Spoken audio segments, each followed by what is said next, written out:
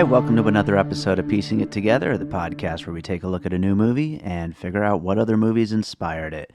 And today on the show, we are back in Marvel territory with their new entry in the gigantic Marvel Cinematic Universe. I think this is the 21st movie in the series, and we're all leading up to Endgame in a couple months. So we are talking about Captain Marvel, of course.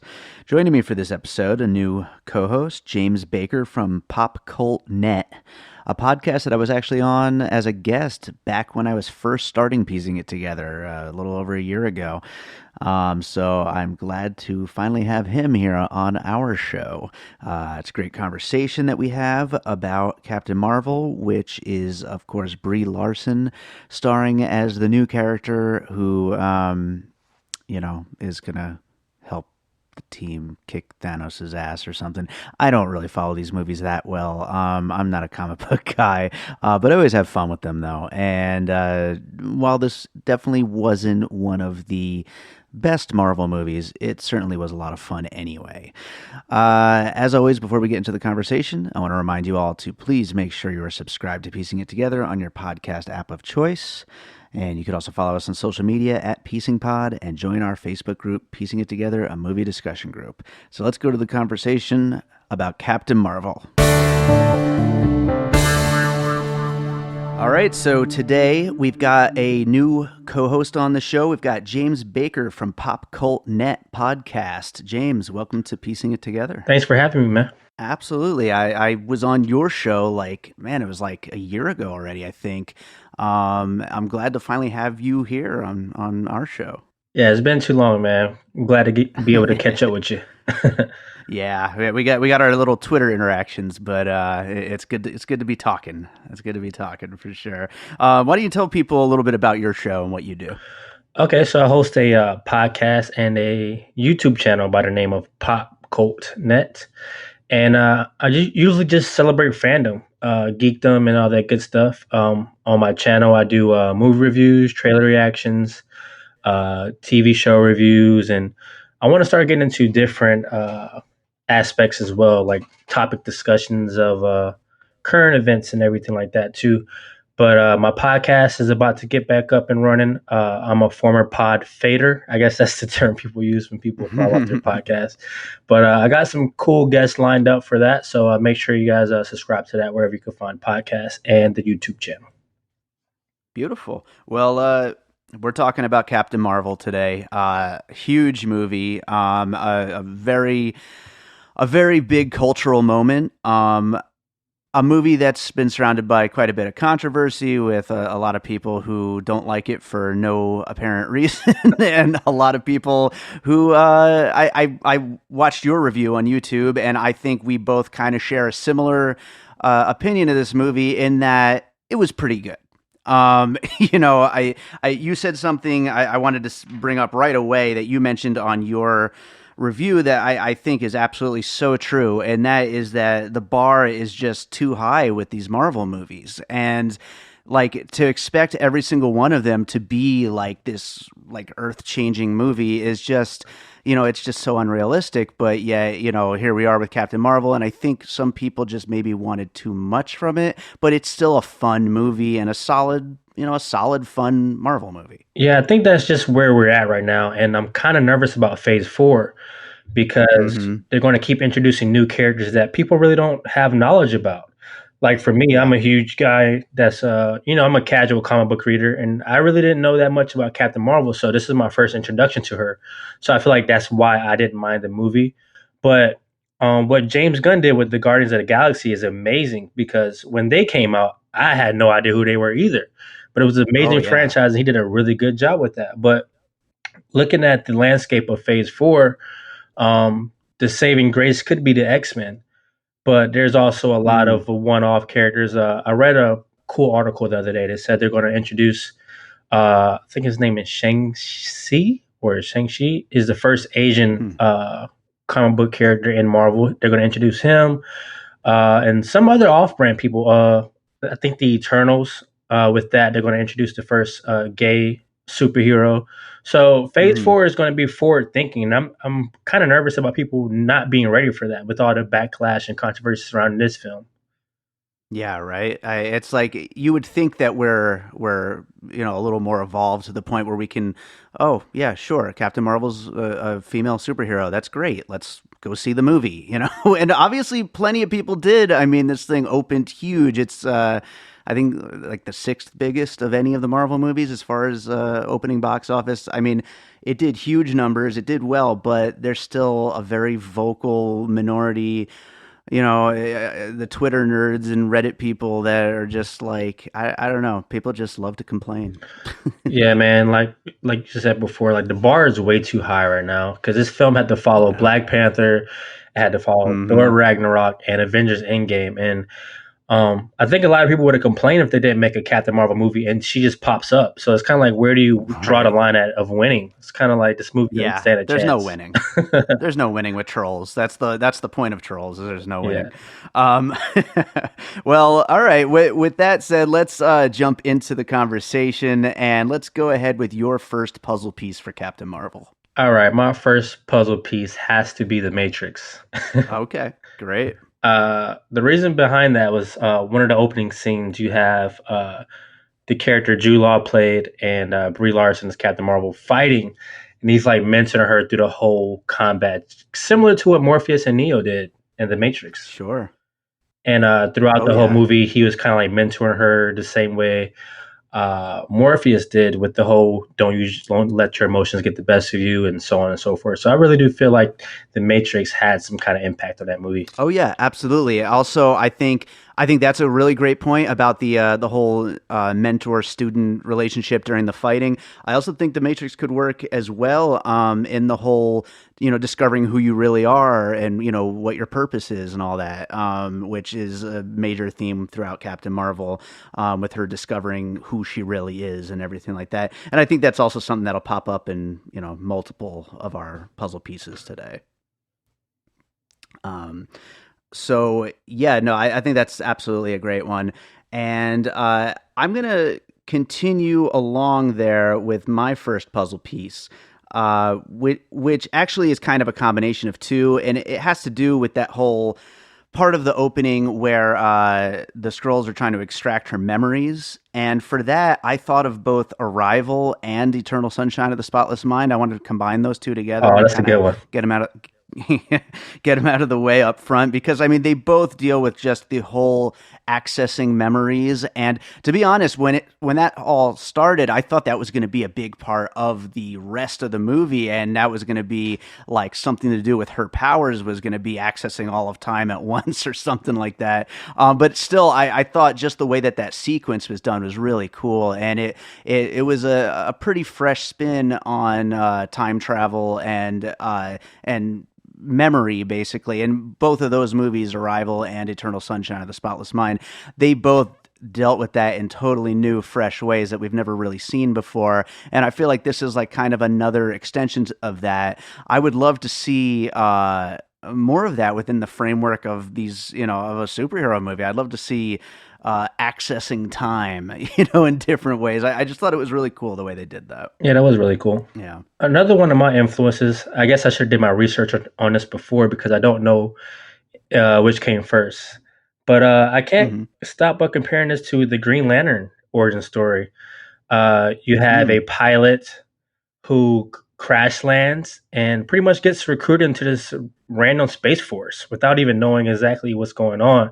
Even though Green Lantern maintained his memory, I can't help but look at the similarities between those two characters. And I know with DC and Marvel, it's always debating about who stole whose idea, but there's completely no doubting the similarity between the two characters' origin stories. Sure. Yeah, I'm glad that you're bringing some comic book, stories into this, because I am like such a beginner when it comes to comic book, like the movies, and I haven't even seen every major comic book movie, but I don't read comic books, so it's like I don't have that point of entry for any of this. So I'm glad to hear you bring up Green Lantern's origin being a similar origin, and I think I've actually seen a couple of my friends mention that as well. That they both had that kind of a connection. I think that's pretty interesting.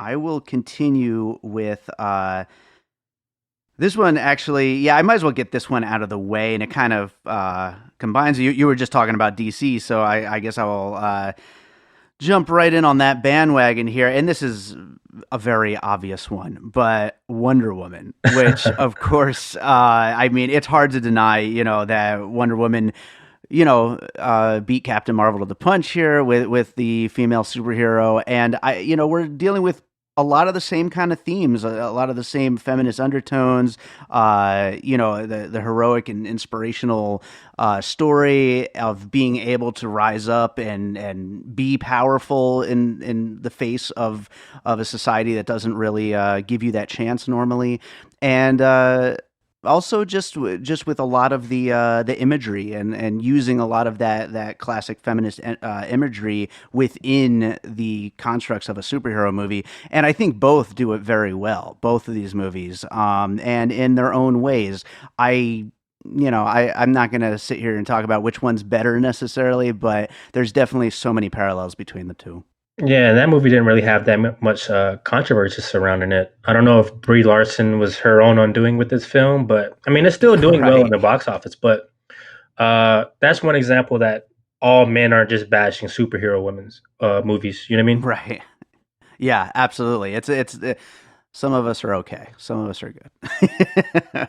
But yeah, it's true. I don't know why. It must be the Brie Larson factor. I guess these trolls just really don't like Brie Larson, which I don't understand. And She's there good. there was a few things in the movie that like the commentary or the dialogue was kind of like, bashing men, but I didn't even take offense to it. I kind of thought it was funny. Yeah. Maybe I'm just I weird. mean, Samuel Jackson was game for the jokes at his expense. Why shouldn't we be? You know what I Yeah, I didn't mean? I didn't mind He it was at having all. fun. He was having fun with it.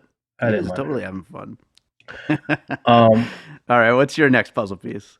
I actually was doing some deep diving the other day, and I was reading a few articles about the director. And obviously, they wanted to remind us of the old '90s movies, the action movies. So they said one of the biggest influences for this film was RoboCop. Hmm. And the reason behind that was the whole piecing together your memories. Uh, Sure. Kind of like what happened to RoboCop in the movie. He was a former police officer turned cyborg, but he's still human in inside. So he kept having these flashbacks of what was going on in his past and who he really is, and trying to discover out who he was throughout the whole film, similar to the story of Captain Marvel. So that was a big influence on this film, RoboCop. Absolutely. I think, and we've seen that in other movies as well. That's such an like an influential, like I don't want to say trope, but I guess trope of having a character who doesn't remember who they are, and then they get those flashes along the way, and then by the end they've fully understood who they are and what their place is, and that's when their power is truly unlocked, and they're ready to kick some ass. And yeah, I mean, it does it really well. It delves it out in a good a good pace of getting through all of who she is and trying to like piece together that backstory of her real life character, and then of who she is becoming, who Captain Marvel is. Yeah, it was interesting. To be honest, I was a little confused at first, but then after I started like thinking about it, I was like, oh, okay, I get I it. was confused as I read the article. I'm like, RoboCop. I don't see it because RoboCop came out in the early '80s before I was even born. So when I did watch it, I think I was like in elementary school or like middle school, and I can't really remember what happened, but that was one of the main storylines, and it was him trying to remember his identity. So I thought that was pretty cool. Sure. Yeah, no, that is cool. All right, I'm going to take it to the 90s then, which is, of course, where this movie is set. And I'm going to go with a Samuel L. Jackson movie called The Long Kiss Goodnight, Hmm. which is another movie with Samuel L. Jackson and a girl who doesn't remember who she is, who turns out to be a major badass by the end of the movie. Um, and I this movie, aside from I think it kind of has those parallels right there. I also wanted to bring it up because it is one of my favorite, and this is a total aside, has nothing to do with Captain Marvel. It's one of my favorite movie memories because I grew up in a small town, Stroudsburg, Pennsylvania, and no movies take place in Stroudsburg, Pennsylvania, but there was a scene in The Long Kiss Goodnight where they're looking at a map and trying to figure out where they are, and they said, "It looks like we're in Stroudsburg, Pennsylvania," and my theater like went nuts. Everybody just lost their collective shit, and it was definitely one of my favorite theatrical memories that I have, and I just wanted to share that little story here on the podcast. Sweet. Yeah. Do you remember A Long Kiss Goodnight? I do not, man. I have to go rewatch that now that you brought it Oh, back it's up. great. Oh, that's a classic. I love that movie. I'll definitely check it out ASAP. Right on. So, what's your next puzzle piece? My next puzzle piece, which is probably the most obvious one, is Top Gun. I mean, they even named the Nice. cat Goose, so it's kind of like Yeah. they wanted everybody to know that Top Gun inspired this film with all the fighter jet scenes, the cat, obviously, and just the '90s nostalgia from that. Sure. Absolutely. I would say also some of the shots looked very, very much like when she's in the ship and looking back at her flight partner or whatever you call that. I don't even know. But some of the shots looked very much like the way it was shot back in Top Gun. And I completely agree. I had that on my list as well. That totally makes sense. There's a lot of military imagery in this, and a lot of that is done in a very very Top Gun way.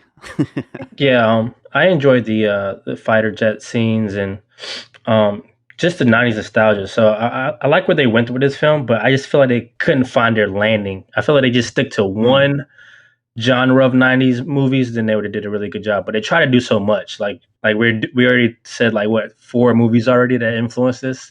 So it's kind of yeah, like yeah, one part Matrix, one part Top Gun, one part. It's just so many different parts. I feel like it was hard to find a landing, and people felt like this movie was a little bit scattered. And I do say the yeah. first and second act was a little bit scattered, but they found their landing towards the end of the film, and they finally was like, Sure, "We're a absolutely. sci-fi movie."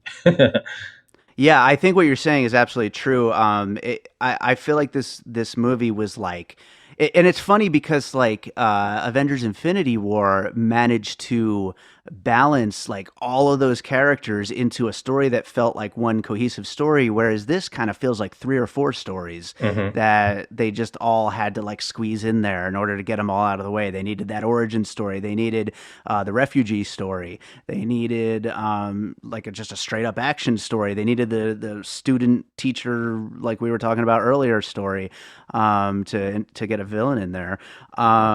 Yeah, it felt like multiple stories all kind of put together, and each story has its own set of influences, which is interesting for an episode of piecing it together. That's for sure. So why don't I go ahead with my next puzzle piece? Okay,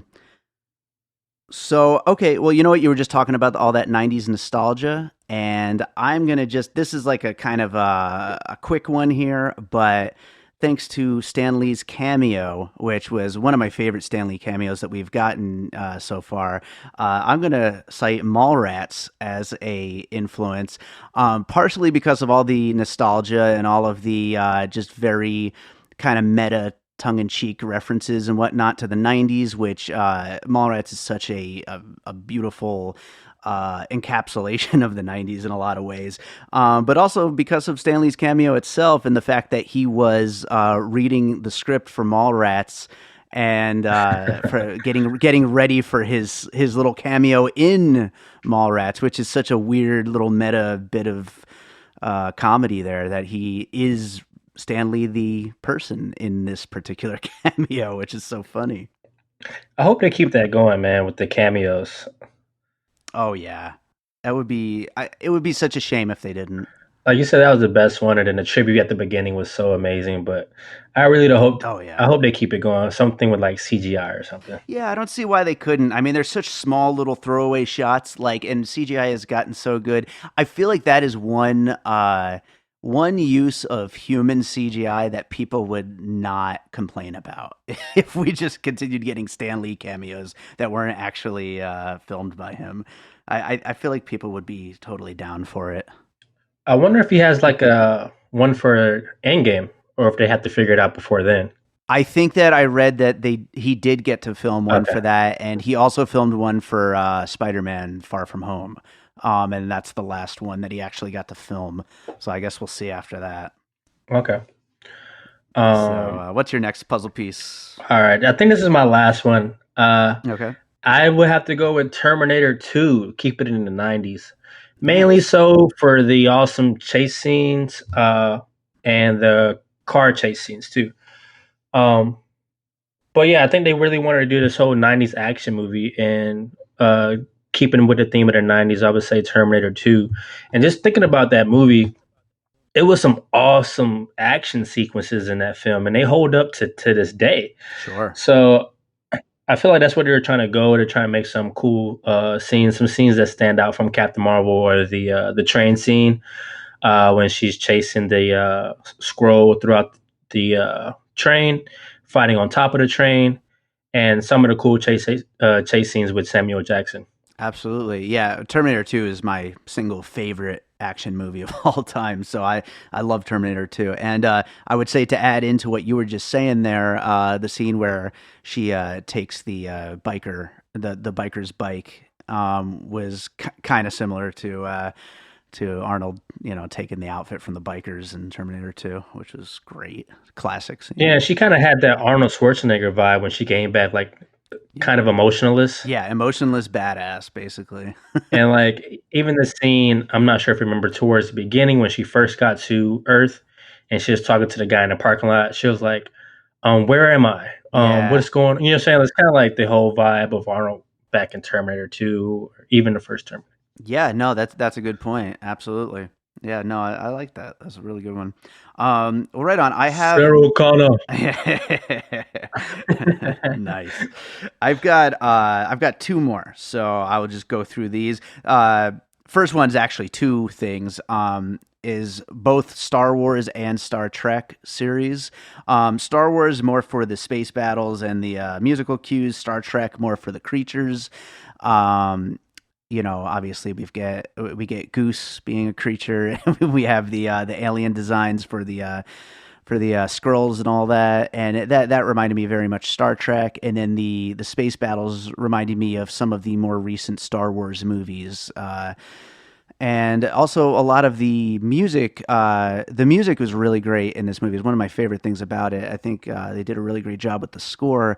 But every so often, it was kind of its own thing with a very synth heavy score. But every so often, it would just kind of almost turn into a classic Star Wars style score. And I thought that was like an interesting nod almost. Like I feel like it was very intentional. So yeah, Star Wars and Star Trek, I felt both just as entire series and the feeling of those series. I felt bled into a lot of what made Captain Marvel a little bit different from some of the other Marvel movies. Did you Yeah, I feel thought I was the any of only that? one that thought the scrolls kind of looked like a Star Trek-ish creature. So yeah, I so thought the you're on same thing. board. You're on board right there. They Yeah, for sure. totally reminded me of Star Trek Yeah, for characters. sure. Yeah, right on. And I gotta say, like I'm not looking for ways to criticize here, but I've never really been a fan of Star Trek, and I prefer these Marvel movies when they stick to more humanoid characters and a little less alieny characters. But Mhm. it's cool though. I know comic book people love it, so and that's who these movies are for, really.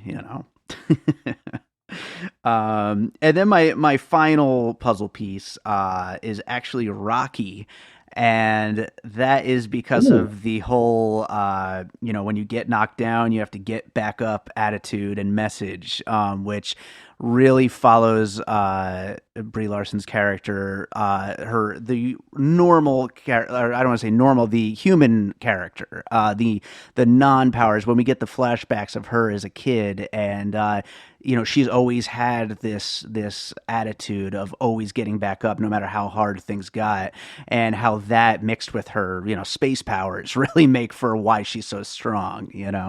And so yeah, I saw Rocky and that attitude as a an influence on the character. Nice.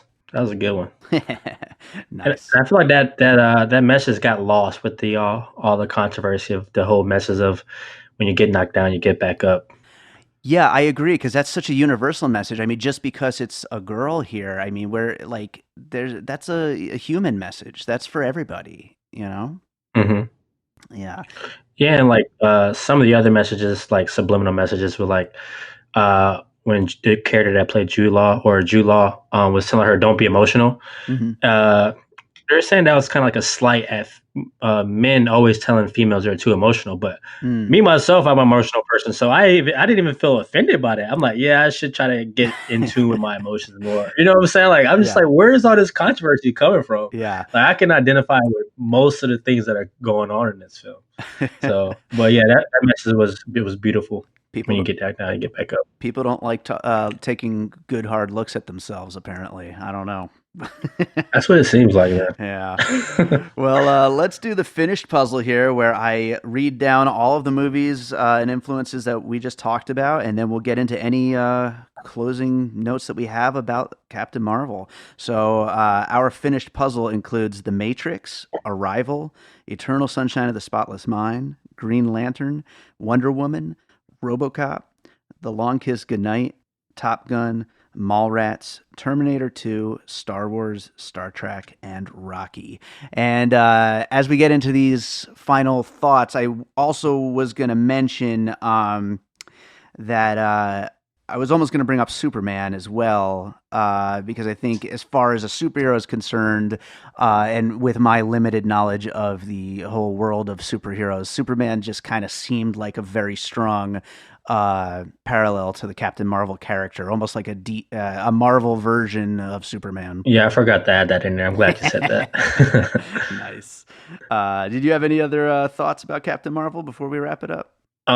If you guys haven't seen it yet, please go see it. Do not listen to all the controversy. It's not as bad as everybody's making it out to be. And even though we have movie critics and we want to watch movie reviews, you should always just based off your own opinion and not see it just because somebody told you not to go see it. So, with that being said, please go check out Captain Marvel. Hey, I couldn't agree more. And like I said at the beginning of the episode, like, I didn't love this one, but it's absolutely an enjoyable movie. It's got plenty of great moments. I think Brie Larson's great. I think Jude Law is great. I've been on a Jude Law kick lately. I love him and everything. And I think it's absolutely a movie worth seeing, and people need to not get caught up in these stupid controversies that really are just like 100 people on Twitter, like, out of like It's millions a, of people that have a head on their yeah, shoulders. and it's just a trend that I'm not really fond of that's going on. It's like choose a side. It's been choosing Yeah. sides for a couple of years now, and I thought it was like a trend, but like you said, trolls are just growing by the numbers these days, man. Yeah, we gotta cut them down for sure. They suck. Um, Yeah.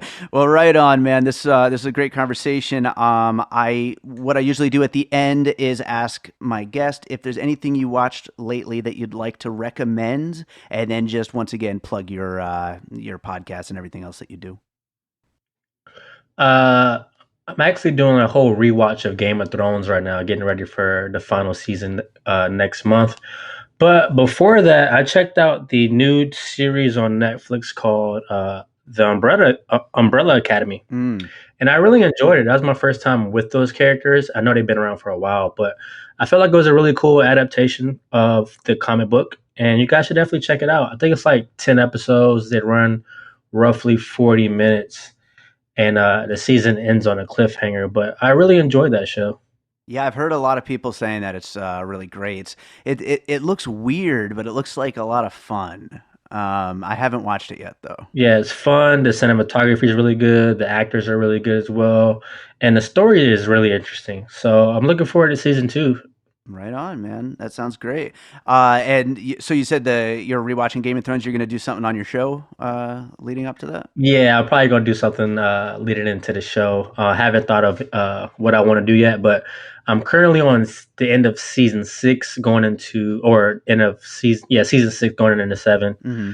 And once I finish seven, I'll probably do like little uh, talk about it. And I just finished reading the books too, even though the books aren't caught up with the show yet. I just did finish my first read of the Game of Thrones book. So I think my knowledge of the whole world is pretty solid right now. So I think it's finally time I do something Game of Thrones like on my channel. Damn, you've been busy. That's a lot of Yeah, that's a man. lot of Those content. books are epic. Those Oh, books man. are epic.